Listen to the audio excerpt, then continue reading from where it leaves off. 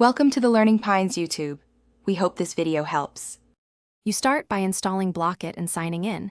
Give the app permission to manage notifications and usage. Once done, create a focused profile and choose a quick schedule so you have an immediate blocking window. Make sure to enable device-level access because the app needs that to detect and pause distracting apps. You're setting the foundation here.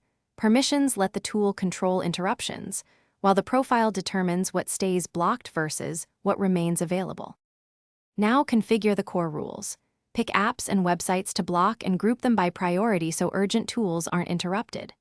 Once configured, add exceptions for specific contacts or emergency numbers so essential communication still gets through.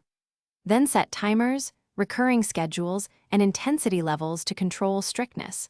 Lower intensity pauses after short breaks, higher intensity enforces full lockouts. Make sure to test a short session. Finish by running a full focus session and monitoring logs to see what was blocked and when.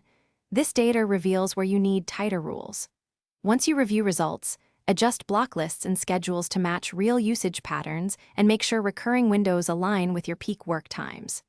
If something goes wrong, check permissions first, then battery optimization settings that may kill the app.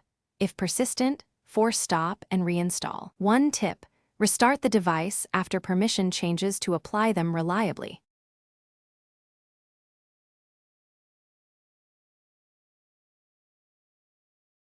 Thanks for watching.